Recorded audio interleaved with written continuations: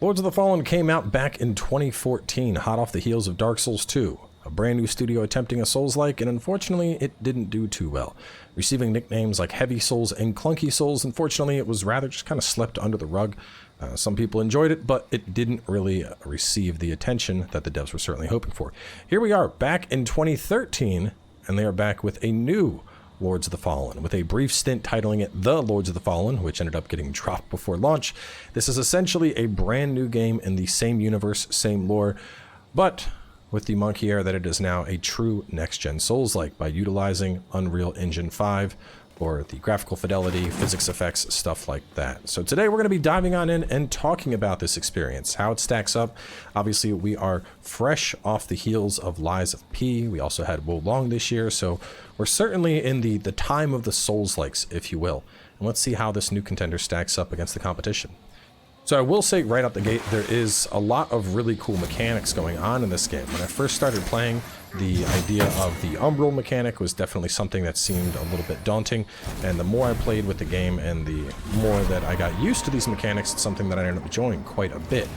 Just for the record, we are going to be going through what's essentially the first area of the game. This is immediately after the tutorial, so this will keep things spoiler-free for anyone that wants to preserve their own experience. But talking more about the game in depth, there is a lot really going on here that I do think sets it apart from other Souls-likes, the first being what you just saw, which is the introduction of the Umbral Realm. Now, to better explain that, the main way this works is anytime you die, you are sent to the Umbral Realm. It's essentially a realm of undeath. We can also do a couple different things there. We can vacuum up souls of enemies, like you see right now. We are able to soul rip enemies, such as briefly tear their soul out of their body, and then damage that, which will then cause damage to them. On top of that, there are certain puzzles that we need to go into Umbral for, certain doorways that may be blocked off, but in Umbral there's a path going through it. And so we have this dual world mechanic where it's constantly ongoing. You're constantly holding up your lamp and looking for alternative paths that you haven't seen.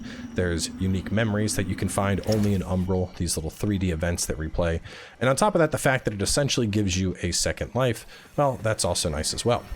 Now, the trick with the Umbral Realm is that you can only exit it at certain parts. Aside from vestiges, which are basically this game's version of the bonfire, you need to find one of these guys, and these are going to be what allow you to emerge from the Umbral Realm. So this isn't something you can just freely pop into and out of. You need to use specific times to utilize that. Now, on top of that, entering the Umbral Realm will take away some of your health and turn it into what is known as a withered health. The idea behind withered health is it's health that you can get back from attacking.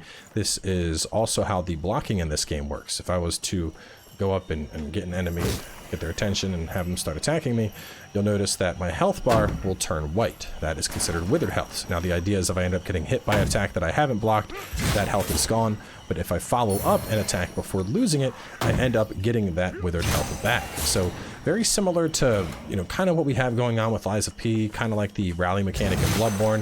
It's essentially playing defensively will allow you to get back health that you otherwise would have ended up losing. And this is something that it took me a little bit of time to really adjust to it, but once I did, I actually found it really, really useful. Another thing you could do is, let's say you've lost half your health already, you could go into the Umbral Realm, you're going to get back half a bar of just Umbral health, and then you can heal that back up and then exit the realm by finding one of those little things. So there's a lot of different ways to utilize the Umbral mechanic to basically heal or, get extra stuff off of enemies. On top of that, one of the big things, if you look in the top right of the screen, how it says 1.0, you can see that now we're in Umbral. It went up to 1.10. And this means I'm getting 10% more resource as I kill enemies. This actually grows with time, so it'll go up to 1.2, 1.3, eventually close to 2.0, and then eventually that eye will fill up and go completely red, at which point I am, it's basically time to get out of the Umbral world. So right there we have a little Umbral entity. It was giving this guy a buff. By killing that entity, we are then able to take down the enemy. And there's a lot of really interesting mechanics with the Umbral world that we are able to utilize, such as this enemy who we did a soul tear to, and we now slowed him. So because of that, I was able to do enough wither damage to his soul, basically, to then get a wither finisher off on that enemy, taking him out of the fight. Obviously, this is late game gear, and we're in an early game area. It's not going to be this easy going through. But right up here, we have an excellent example of the Umbral Realm. So right now, we're in Axiom, and, it doesn't look like there's any way over here, but as we get on over this way. If we climb on up, you can see there's some moths here. And so by seeing those moths, we're able to hold this out and see that there's a path that's only visible in Umbral. So even without going into the Umbral realm, we can hold this and walk across this structure that is in the Umbral realm to now get over here. And so that's the main gimmick of the game. And like I said, at first it definitely seemed like something that was a little bit difficult, but the more I played it, the more that I actually found it to be a really interesting mechanic. This dual world setup and figuring out different shortcuts and places to go. And even after I'd finished my first playthrough of the game, there were still areas that I was discovering after running around back through it, staying in Umbral longer, just zones that I had missed. And so that's something that I really found to be a positive of this game, 100%. Just really love the Umbral and how that works. Taking a little moment to talk about the combat, though. Combat in this game is pretty interesting. So we have our regular R1 type combo, which usually tend to be more wide swings. We also have our heavy attack combo.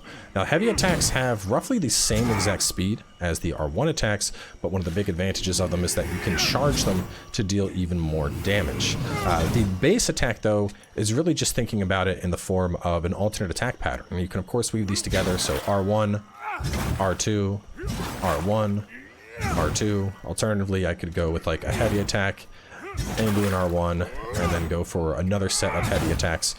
And then we can also tap wide anytime to change our stance. So I could go for one-handed, into a two-handed, into a one-handed, back into a one-handed thrust. And so the fluidity of the combat in the game is definitely something that I think sets it apart from other Souls-likes. Being able to change whether we're doing one attack or two attacks on the fly, changing from one-handed to two-handed, you know, you're not usually able to do that fluid. Like I can, you know, I'm going into a two-handed now, and then into a one-handed sweep to take that enemy out, and then a thrust, and then back into two-handed. And it's definitely something that's nice to give you that flexibility on the fly. I will say most of the time I found myself just staying in two-handed form and smashing my way through the game. But regardless, having that flexibility is something that's really cool and something that we haven't really seen done in a Souls-like up until now. On top of that, we have a couple unique attacks by hitting L1 and R2. We have a AoE attack, which it's not as AoE-ish with the sword going into one hand. I have that a little bit different. I was going to do that. Let me put on a hammer. Hammer has we have a proper AoE with the hammer. If we have the hammer on and we do that same attack, we have a little spin to win into a slam. And then the other one is hitting R1 and L1. We have a nice little kick, which we can use that to break the posture on enemies, break the poise, and help line them up for a grievous strike, which is this game's version of the critical. Now, the way poise works in the game is actually quite interesting. You can see we have this little circle, and that's going to indicate the posture of the enemy. We can do a couple different things to break this: heavy attacks, parries, or kicks. And any weapon can get parries in this game. So while we're just holding, we're doing wither damage. If we block at exactly the right time, that's going to be the equivalent of a parry. And whether we are using a shield or just our weapon, we can do it with either of them. Those shields are going to be a little bit easier. Getting that parry will open the enemy on up. We can get that grievous strike. And so I found that to be really nice. Whether you're using two weapons, you're dual wielding, for example, I'm going to be super heavy doing this, but I could have two different weapons out, and I could go for a parry by using two of them at the same time if I didn't want to use a shield. So just to show how that works.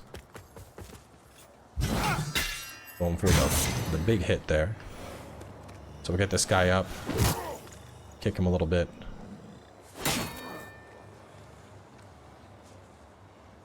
Come on, do it. I whiffed. Do it again.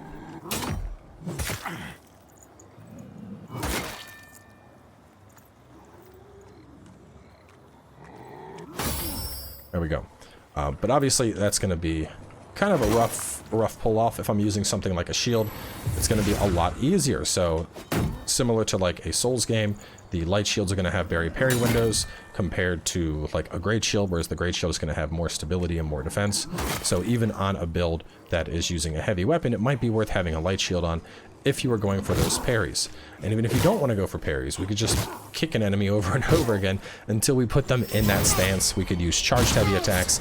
Unfortunately, my charged heavy attacks will just kill these guys outright, so there's not really any point in demonstrating that.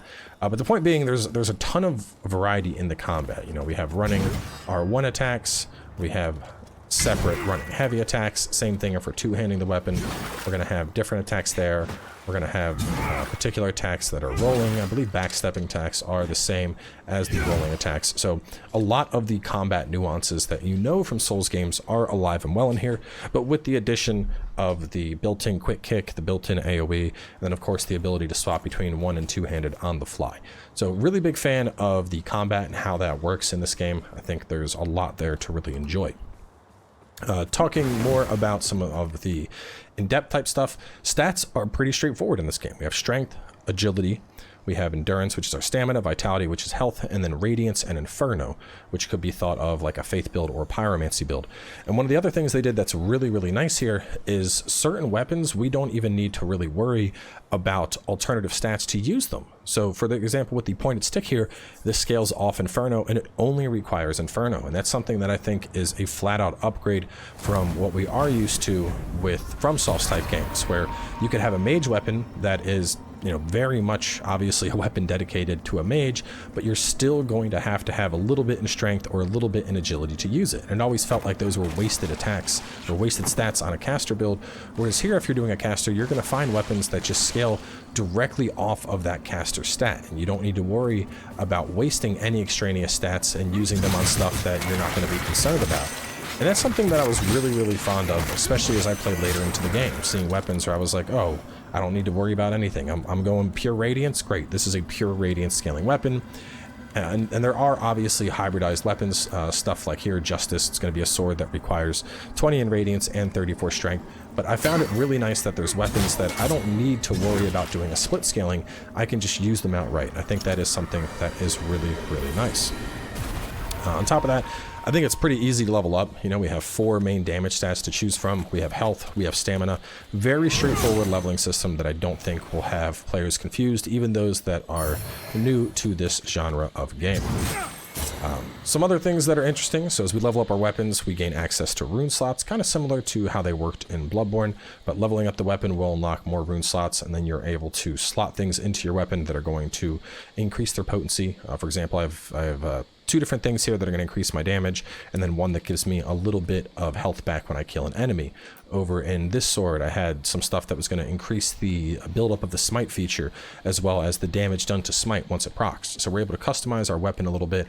We're also able to customize our shield as we level those up. In my shield right now, I have something that boosts my total ammunition, as well as something that is going to increase my item discovery, which is always something that's beneficial.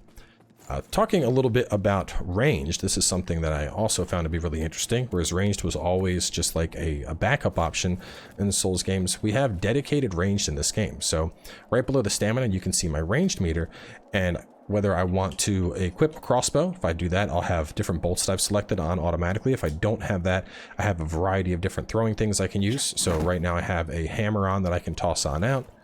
Toss the hammer. I have a little spirit that I can toss that'll do like debuffs to enemies. And then I have a rock, and this only costs 1, and that's good for like knocking stuff out of a tree or getting the attention of enemies. And we have a bunch of different throwables to choose from, some dealing holy damage, some dealing fire damage. We have javelins we could toss. We have hatchets that are going to make people bleed. And I really liked how, even though I'm playing a strength build, I still had the option to very easily work ranged into my build, because there might be an enemy that's off in the distance that's doing casting, or perhaps there's an archer that's shooting at me, and this way I don't feel like I have to rush up and hit them. I can actually take them out from range, and that's something that I was really thankful for, even on a build that doesn't necessarily utilize range such as mine. Meanwhile, if you were playing as a caster, you would put a catalyst in those hands, and then you would have your spells on. So spells in this game are very simple. You would pull it up, and then you just have 4 different spells on hot buttons. I believe there's actually catalysts that go up to 5 spells. I may have one, yeah. So if we put that on, we can have 5 different spells on, just hitting RB, RT, AX, or Y, and just freely cast those spells, which is pretty nice. And then obviously this will use mana, which, as you can see, my mana bar unfortunately isn't very high, but obviously this wasn't really a build that was spec'd for that, which is why. But so I really like that flexibility, whether you want to go for throwing stuff, you actually want to use a bow, you want to use a crossbow, whatever the case is, there are a lot of different choices that work that into the fold for you as a player. Talking about upgrading, pretty similar to what we would expect from a Souls type game. we're able to go and we have a couple different tiers. We have like our 1 through 3 tier. After that, we're going to have our 4 through 6 tier, our 7 through 8 tier, and then a final upgrade that'll get the weapon all the way up to +10. With that being said, I found that the final upgrade tier mats were very limited. I only had enough to get 3 weapons all the way leveled up, whereas the other stuff, by the end of the game, I was able to buy plenty of those, so you could get any weapon in the game up to +9, but I only had enough of the chunks to fully level up 3 weapons, and in a similar fashion, I only found enough respec items to respec a total of 3 times. Now, given there may be some other stuff that I didn't discover, or maybe there's one as a Covenant reward or something that I haven't done yet, but that is something that kind of threw me back a little bit, because I'm always a fan of more freedom in these games, and I think limiting you to 3 max weapons and 3 respecs feels very old Souls game, kind of reminiscent of Bloodborne, how you know, at launch you had like 1 blood rock and it was like, I hope you pick a weapon you really like because nothing else is getting maxed. Moving on from that though, some other stuff in general. The world exploration I did have a lot of fun with. We have a couple different distinct locales. We have like a marshy region, a fiery type region. We have the Abbey, which is very holy and whatnot, lots of guys. We have very standard Souls type enemies here waiting to try and ambush you and push you off ledges. And even the ambushes in this game don't feel too bad because of the umbral capacity. If I was to get pushed off a ledge and die, for example, it's going to rewind me back, and now I'm just going to be in the umbral realm, and then I'll need to find a way to exit the umbral realm, which sometimes it really works out because, you know, without being in umbral, see, like that guy, he wanted to push me off that ledge. Without being in umbral, I wouldn't have even seen this bridge here, and I wouldn't know about that pathway. So lots of different stuff going on with that. But talking more about the level design and the locale, I think they did a really, really good job here. The world does an excellent job of being recursive and finding shortcuts all over the place that will loop you back, whether it be to the hub or an earlier part of the zone. And this is a thing that Lies of P didn't really do all that well that I really like here. The recursiveness of the world, and on top of that, not just the recursiveness, but the freedom in the world approach. Like, this is the very first area of the game, but after going through this, we are kind of propelled on towards a second region. After that, there is a very obvious third region, but things already start to open up a lot by that point. You'll actually notice a couple different areas that you can go to that will just, you know, really further diversify your encounter. Like in my Let's Play, I actually ended up stumbling into what was a really late game earlier, a lot earlier than I was supposed to, and so I fought my way through that and then ended up going back and doing a much easier zone a little bit later in my playthrough, which obviously made it even more steamrolling. But so the game definitely has that freedom of exploration, that feeling of getting lost in a Souls game. Like, I can guarantee people are going to play this and absolutely get lost. We had a bunch of different content creators all in a Discord when we were playing early access, and everyone's discussing, like, did you find blah blah blah? I didn't find blah blah blah. Where do we go? Like, everyone just getting lost and trying to figure out where to go for certain stuff, and that's definitely going to be absolutely the case with this game. Is people getting lost and trying to figure out where they want to go. Another thing that's really interesting is, so while we have the visages in this game, or vestiges, excuse me, and these are basically like the game's version of a bonfire, if you will. We also have these areas where we can plant seeds, and the seed will serve as a temporary bonfire. You can only have one up at a time. I don't know where this one is. Let's hope it's not like final boss type area, but we'll go over and show that real fast. Where are we at? Oh, no, okay, this is fine. This is early. But so after certain fights, you'll find these little flower beds, and you can go in and basically plant a umbral seedling. And what's cool about this is it gives you a one-time bonfire. Now, obviously, I can work back to this. I can use it as many times as I want, but when I plant a new seedling, this disappears. And I thought that's really cool. At the same time, one of the more tricky mechanics is once you go into New Game Plus, there are no vestiges, and the only way of resting is gonna be via these umbral seed pods that you plant. So essentially in New Game Plus, besides the hub, you really only have one bonfire at a time, which is definitely gonna be extremely challenging. So definitely not catering to the more casual audience with stuff like that. But so we've been giving this game a lot of praise, but at the same time, there is definitely a couple things that I think are worth calling out, a couple things that stop it from being truly great. While I'm a big fan of the obscurity with Souls quests, at the same time, I do think a helpful part of that obscurity is keeping players informed and keeping them, give them an idea of where you might want to go. I can't help but think back to the Grape Lady episode of Elden Ring when I was just like, I don't know where this NPC is at. I have no idea how to find them. A lot of the side quests in this game are incredibly obscure like that. For example, you pay me. We just be sure to, if you with don't. Kukujin here, this is an NPC that you can recruit. She wants you to bring her along on certain boss fights, but you can't even summon for a boss fight unless you've already died. So you would have to purposefully die to a boss to see the summon sign, to then know you can bring her in, and then come back and pay her and continue her quest line, and keep doing that to make sure you don't miss any of the bosses that she wants to go on. So kind of just a really, really weird aspect of that system. In a similar fashion, as I made my way towards the end of the game, after I cleared the 5 towers, the path to the final boss essentially opened up, but the game doesn't really give you any feedback where to go. And so I ended up just kind of running around the world, teleporting to different areas and looking into the sky to see, am I getting closer to this beam? And that's what I had to do to find it out. Whereas early on in the game, you get all sorts of little things that really help you. As you play through the game, you're going to get different notes, different maps to areas. And, for example, we have Storman's note here telling me, hey, you should go to the Bell Door in Pilgrim's Perch. But there are a lot of times where we do get that, and then a lot of times that we don't get that. And I really like contextual help in games like this, in the sense of, hey, it's kind of obscure, but here's a note, head out west towards the fen, or head to the Bell Door that was back in the Pilgrim's Perch. And then you're thinking like, oh yeah, I remember that Bell Door. Let me head on over that way and see what's over there, versus just seeing, like, it would be like you just seeing the hand in the distance and being like, I got to go to the hand. All right, well, I went through the fire zone, but that wasn't part of the fire zone. I guess let's just go to the fire zone and wander around and hope we can find it. That's kind of what it felt like. So I do think they could have improved areas like that a little bit. Additionally, multiplayer is kind of a hot mess at the moment. Now, given this is pre-release, so come launch, things might get a little bit better, but essentially we can go right into multiplayer.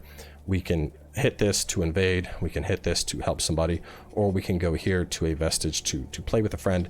And talking about that a little bit, so the co-op, we have like a true seamless co-op. The idea is once you're into a friend's game, you are playing with them as much as you want. You're going through areas, you're killing bosses.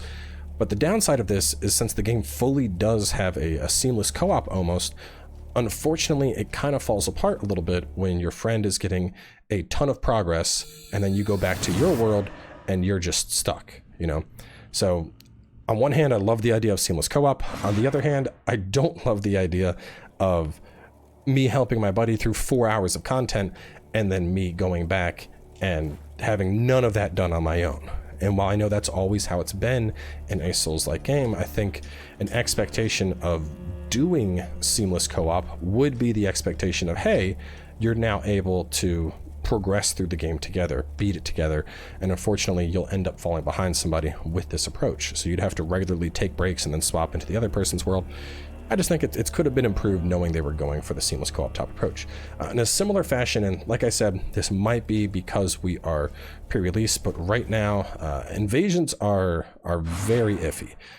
In some cases, when I get in, I notice that I am patched up against players that are nowhere near me. In fact, in the strength build video that I did, I was invaded by someone else from the creator Discord that was making a brand new character. So here I am, level 114, and I had like a level 14 invade into my world and just get slaughtered. And it's like, yeah, that doesn't feel good. That doesn't feel good for me. That doesn't feel good for him. And I'm hoping that there just might be better connectivity when more players are in the game and soul level matchmaking, but from what I can tell right now, that does not exist.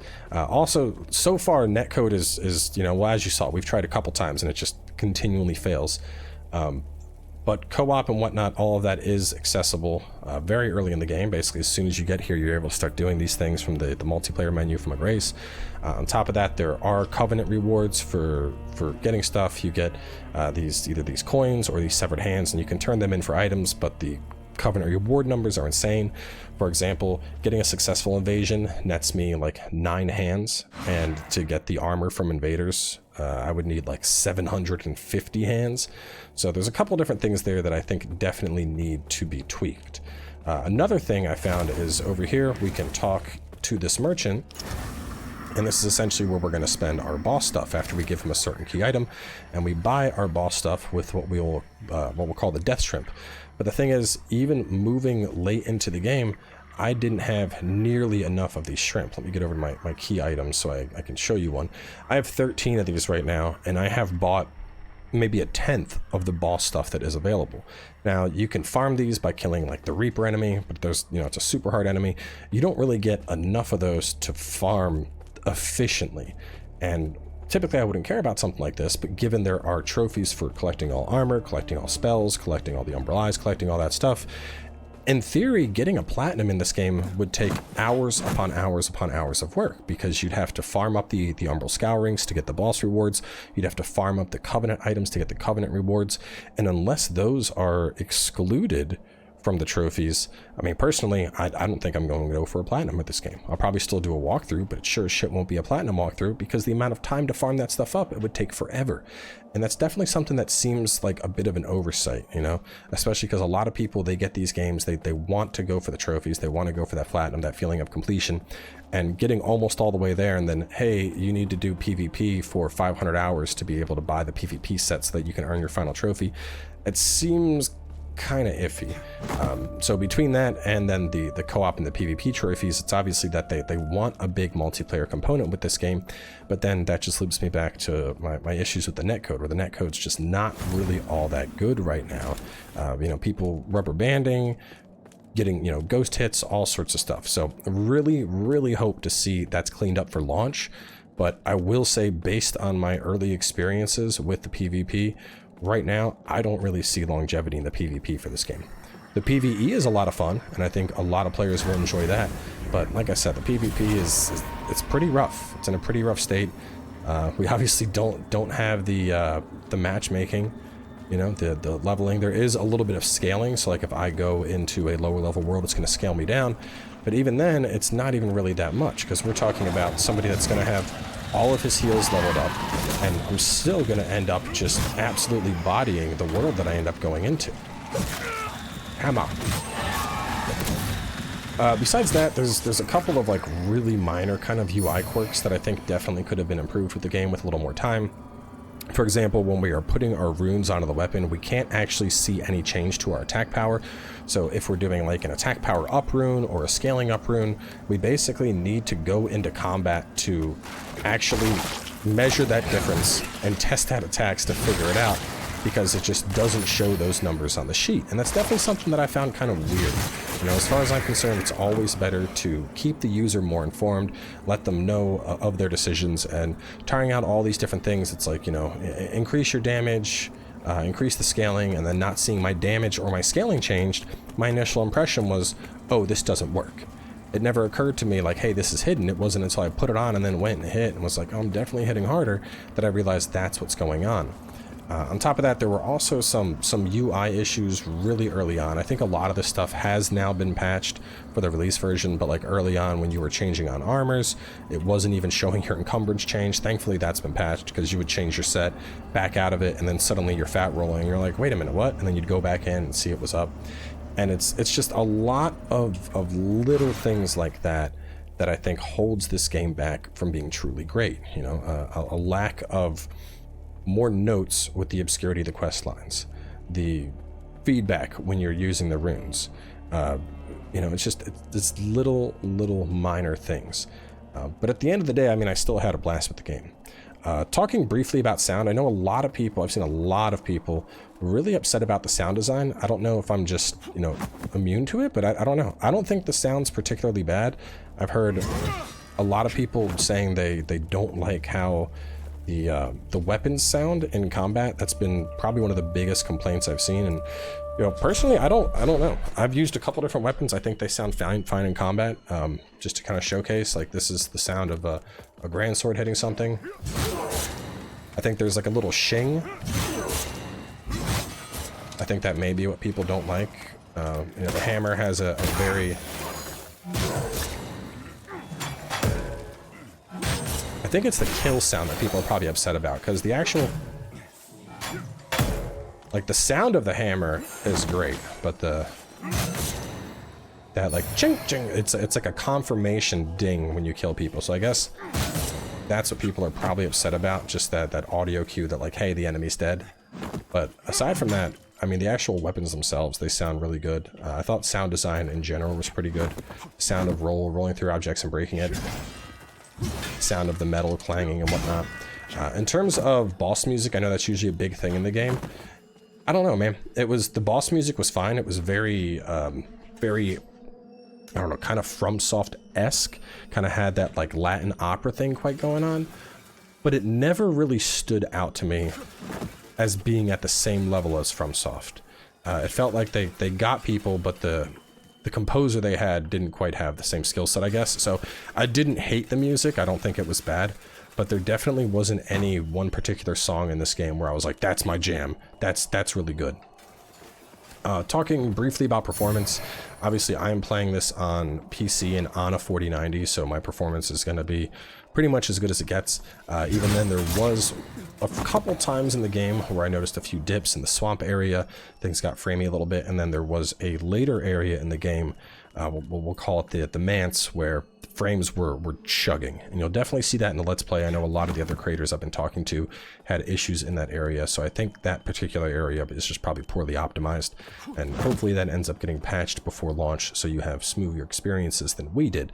But there were a couple noticeable areas where performance did take a hit. Obviously, I'm playing this in 4K Ultra, DLSS on, frame generation, all that stuff. And the features do work. On my end, the game runs fantastic. And to be honest, I'm not even sure if YouTube compression is going to show this game as beautiful as it looks. Because I will say, without a doubt, this is the most beautiful looking Souls-like game we have played. I'm not someone I would consider a graphics snob, but if we are looking at graphical fidelity, the graphical fidelity in this game definitely is the best we've seen in a Souls-like game. I think it passes even Elden Ring, passes the Souls games, passes Bloodborne. Whether you like the art style as much, I do think they went for a little bit like generic Dark Gothic. I don't necessarily hate it, but I will say the visual fidelity itself is certainly unmatched. Whether you think the art is comparable, ultimately I think that's going to come down to preference. But so all in all, I've kind of talked about a lot of the mechanics of the game, talked about my thoughts. What's my final verdict? Honestly, I put it at a 4 out of 5. I think there's a lot of little things that are really holding this game back from achieving that 5 out of 5 rating, from really being considered like an absolutely phenomenal Souls game. But at the same time, I had an absolute blast playing it. I got a 52 episode Let's Play done. I already got a build video done. Obviously, we're getting the review done right now. I'm likely going to be doing walkthrough and doing the walkthrough prep. So it's a good game, no doubt, but there is a lot of little things that I think could be improved to really boost this up to the next level and really make it true to the title of being a next-gen Souls-like. So the victories that it's had are big victories, but unfortunately I do think there are just a lot of little tiny problems that I do think hold it back from being truly great. Regardless, I still had an absolute blast playing it. I'm sure I'll have a blast doing the walkthrough and the prep, because I want to try out spells, and there's different build styles that I definitely want to try in the game, so I am excited to jump back into it. But either way, we are going to wrap things up here for the review. I would recommend it. I certainly had a good time playing it. Whether you think it's for you, that's something for you to decide after watching gameplay and the review. So thanks for coming on by, and I'll catch you all next time.